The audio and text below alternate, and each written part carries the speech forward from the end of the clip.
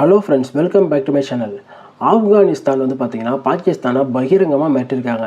அது யாருன்னு பார்த்தீங்கன்னா, ஆப்கானிஸ்தானோட ஃபாரின் மினிஸ்டர் முகமது அப்பாஸ் என்ன சொல்லியிருக்காருன்னு பார்த்தீங்கன்னா, 1971 ஈஸ்ட் பாகிஸ்தான் இருந்த பங்களாதேஷை எப்படி வந்து இந்திரா காந்தி அம்மையார் வந்து சுதந்திரம் வாங்கி கொடுத்தாங்களோ, அதே போல் இப்போ ஒரு போரை வந்து நீங்கள் நினைவு எடுத்துக்கோங்க.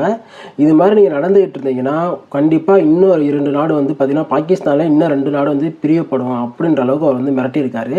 அது எதனால் மிரட்டியிருக்காரு, அதுக்கு காரணம் என்ன, அதை பற்றி இந்த வீடியோவில் பார்க்க போகிறோம். அதுக்கு முன்னாடி சப்ஸ்கிரைப் பண்ணாத நம்பர் இருந்தால் சப்ஸ்கிரைப் பண்ணிட்டு பாருங்கள் நண்பர்களே. மேலும் கொஞ்சம் சப்போர்ட்டாக இருக்கும். வாங்க வீடியோக்குள்ளே போகலாம். தாலிபான்ஸ் வந்து பார்த்தீங்கன்னா 2021 தான் அவங்க வந்து ஆட்சி அமைச்சாங்க. ஆப்கானிஸ்தான் வந்து அவங்க கைப்பற்றாங்க. யார்கிட்ட வந்து பார்த்தீங்கன்னா அமெரிக்கா படையிட்ட வந்து கைப்பற்றினாங்க. கைப்பற்றினதுலேருந்து பார்த்தீங்கன்னா அவங்களுக்கு ஒரே ஒரு பிரச்சனை என்னென்னா, பாகிஸ்தானுக்கும் ஆப்கானிஸ்தானுக்கும் பார்டர் தான் பிரச்சனை. அந்த பார்டர் பிரச்சனை என்னென்னு பார்த்தீங்கன்னா டொரண்டோ லைன் சொல்லுவாங்க. அந்த டொரண்டோ லைனை வந்து பார்த்தீங்கன்னா பாகிஸ்தான் வந்து அது வந்து ஓகே, அது டொரண்டோ லைன் பார்டர் கரெக்டாக தான் இருக்குன்ற மாதிரி சொல்கிறாங்க. ஆனால் ஆப்கானிஸ்தான் தாலிபான்ஸ் என்ன சொல்கிறாங்கன்னா, இல்லை அந்த டொரண்டோ லைனுக்கு நாங்கள் வந்து அங்கீகரிக்கவே மாட்டோம். அந்த டொரண்டோ லைன் வந்து ஒரு ஃபேக்கான டொரண்டோ, அந்த ஃபேக்கான வந்து பார்டர் இது. அந்த பார்டருக்கு வந்து நாங்கள் எப்போதுமே பார்த்தீங்கன்னா அங்கீகாரம் கொடுக்கவே மாட்டோம். அந்த பார்டரை வந்து மாற்றி அமைச்சே ஆகணுன்ற அளவுக்கு வந்து அவங்க தாலிபான்ஸ் வந்து சொல்லிட்டு இருக்காங்க. அதுக்கு காரணம் என்னென்னு பார்த்தீங்கன்னா, 1893 பார்த்தீங்கன்னா தான் அந்த டொரண்டோ லைன்றது டொரண்டோ பார்டர்ன்றது வந்து இது பண்ணாங்க.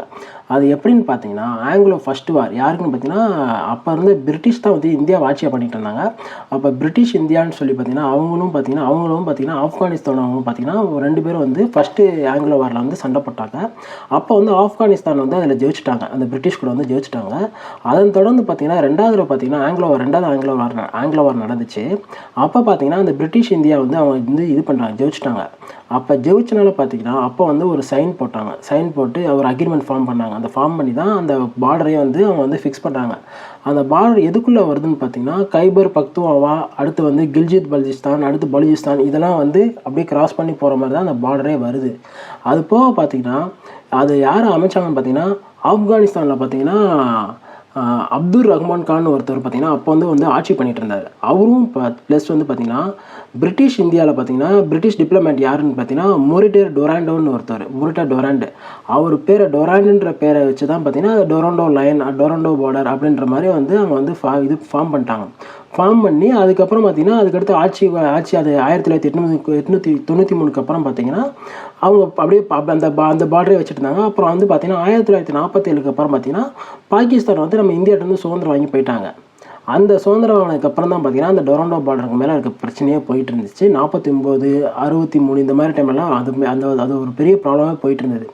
அதுக்கு காரணம் என்னென்னு பார்த்தீங்கன்னா, அவங்க வசிக்கக்கூடிய மக்கள் தாங்க, பழங்குடியின மக்கள் தான் பார்த்தீங்கன்னா அவங்க வசிக்கிறாங்க. அதில் முக்கியமானது யாருன்னு பார்த்தீங்கன்னா பஸ்தூன்ஸ் மக்கள் தான் அங்கே வந்து வசிக்கிறாங்க. அதுபோல் பார்த்தீங்கன்னா பஞ்சாபிஸும் அங்கே நிறையா பேர் வசிக்கிறாங்க. 2மே பழங்குடியில் தான் இருக்காங்க.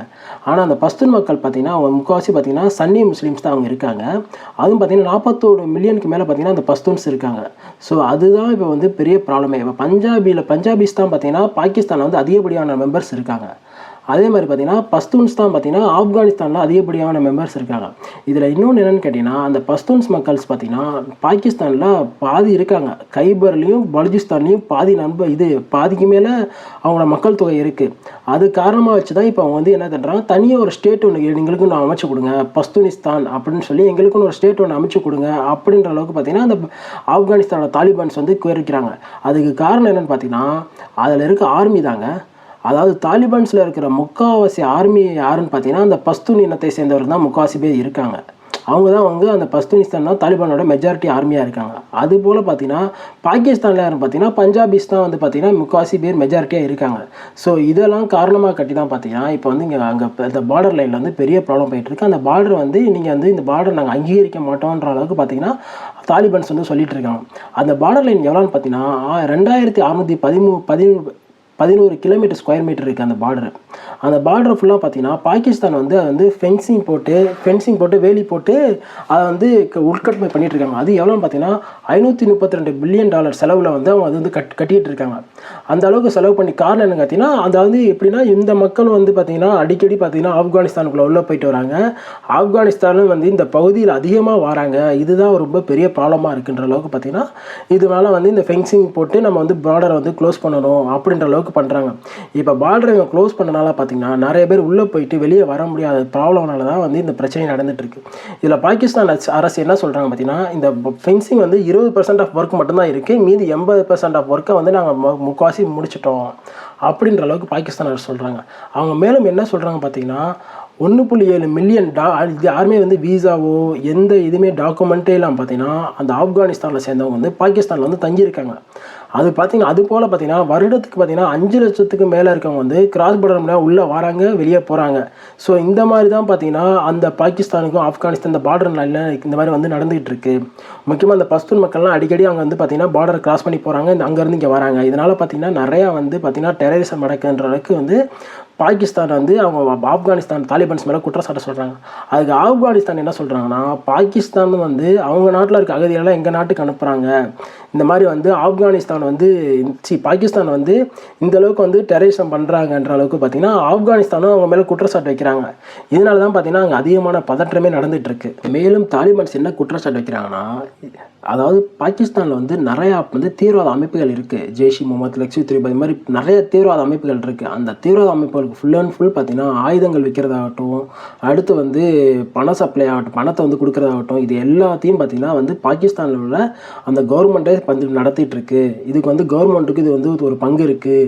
இந்தியா உட்பட பல நாடுகளுக்கு பார்த்தீங்கன்னா பயங்கரவாதிகளை வந்து அனுப்புறதுக்கு வந்து இது வந்து மிகவும் வந்து அவங்களுக்கு கொடுக்குற பணமும் அந்த ஆயுதங்களும் பார்த்தீங்கன்னா மிகவும் வந்து அவங்களுக்கு வந்து இதாக இருக்குது, சப்போர்ட்டாக இருக்குது அப்படின்ற அளவுக்கு பார்த்தீங்கன்னா தாலிபான்ஸ் வந்து குற்றச்சாட்டு வச்சுருக்காங்க. இதுக்கு பாகிஸ்தான் வந்து மறுப்பு தெரிவிச்சிருக்காங்க. என்ன மறுப்பு தெரிவிச்சிருக்காங்கன்னா, அதாவது தாலிபான்ஸ் தான் பார்த்தீங்கன்னா தாலிபான்ஸில் வந்து டிடிபின்னு சொல்லுவாங்க, தெஹ்ரிக்-இ-தாலிபான் ஆஃப் பாகிஸ்தான் சொல்லுவாங்க. டிடிபி அவங்க வந்து தாலிபானை சேர்ந்தவங்க, அவங்க வந்து பாகிஸ்தான் தாலிபான்ஸ் சொல்கிறாங்க. அவங்க தான் பார்த்தீங்கன்னா முக்கால்வாசி கிராஸ் பார்டர் அட்டாக்ஸ் பண்ணிகிட்டு இருக்காங்க அப்படின்ற அளவுக்கு பார்த்தீங்கன்னா அவங்க குற்றச்சாட்டு வச்சுருக்காங்க. அவங்க என்ன சொல்லியிருக்காங்கன்னா பாகிஸ்தானில், அதாவது 2023 மட்டும் பார்த்தீங்கன்னா டிடிபி வந்து அவங்க அந்த கிராஸ் பார்டரில் மட்டும் பார்த்தீங்கன்னா ஏகப்பட்ட பாம்பிங்ஸ் யூஸ் பண்ணியிருக்காங்க. அதுவும் சூசைட் பாம்பு யூஸ் பண்ணியிருக்காங்க, கன்ஸை வச்சு அட்டாக் பண்ணியிருக்காங்க. அதுபோல் பார்த்தீங்கன்னா 1000 Pakistan police force, security force, police, military இவங்களை சேர்ந்தவங்க 1000 பேர் வந்து அவங்க வந்து கொன்று குமிச்சிருக்காங்க. யாருன்னு பார்த்தீங்கன்னா அந்த பாகிஸ்தான் தாலிபான் வந்து இந்த மாதிரி கொண்டு இருக்காங்க அப்படின்ற அளவுக்கு பார்த்தீங்கன்னா பாகிஸ்தான் பிரைம் மினிஸ்டர் அன்வர் உல்-ஹக் வந்து சொல்லியிருக்காரு. கடந்த ஒரு மாதம் மட்டும் 16 ஆப்கானிஸ்தான் இந்த மாதிரி வந்து சூசைட் பாம்பு அட்டாக் பண்ணியிருக்காருன்ற அளவுக்கு வந்து அவங்க பாகிஸ்தானோட பிரைம் மினிஸ்டர் அன்வர் உல்-ஹக் சொல்லியிருக்காரு. மேலும் பார்த்தீங்கன்னா என்ன சொல்லியிருக்காங்கன்னா, 65க்கு மேலே வந்து பார்த்தீங்கன்னா பாகிஸ்தான் கவுண்டர் டெரரிசம் மூலமாக இறந்துருக்காங்க. அவங்க அதாவது திருப்பி அடிக்க போகிற டைமில் வந்து இந்த மாதிரி இறந்துருக்காங்க அப்படின்ற அளவுக்கு வந்து பாகிஸ்தானும் குற்றச்சாட்டு வச்சுருக்காங்க. அதாவது இவங்களே வந்து என்ன சொல்கிறது, 2 நாடுமே வந்து பார்த்திங்கன்னா தீவிரவாதம் வந்து அடிப்போகிற நாடு, துணை போடுற நாடு தான். இப்போ 2 பேருமே சேர்ந்து என் மேலே தான் தப்பு, ஓ மேலே தான் தப்புன்ற அளவுக்கு இவங்க 2 பேரையும் பார்த்தீங்கன்னா வந்து விளக்கிட்டு இருக்காங்க. அவங்களோட குற்றச்சாட்டையும் வந்து அடுத்தவங்க மேலே சுமத்திட்டு இருக்காங்க. இதில் பார்த்தீங்கன்னா இதில் யாரெல்லாம் பார்த்தீங்கன்னா அதிகமாக வந்து பாதிக்கப்படுவாங்க பார்த்தீங்கன்னா அங்கே உள்ள பொதுமக்கள் தான் பாதிக்கப்படுவாங்க. காரணம் என்னன்னு கேட்டிங்கன்னா, இப்போ வந்து இந்த பார்டர் கிளாஸ் மூலமா பார்த்தீங்கன்னா அந்த பஸ்தூன்ஸ் மக்கள் பார்த்தீங்கன்னா அவங்க வந்து கண்டிப்பாக வந்து இதுக்கு பெரிய போராட்டம் பண்ணுவாங்க. இதனால் பார்த்தீங்கன்னா அங்கே இருக்க மக்கள் தான் வந்து பார்த்தீங்கன்னா நிறைய பேர் வந்து உயிர் சேதம் நடக்குன்ற அளவுக்கு வந்து பாகிஸ்தான் சொல்லியிருக்காங்க. சரி நண்பர்களே, இத்துடன் இந்த காலையை முடித்துக் கொள்கிறேன். நன்றி, வணக்கம்.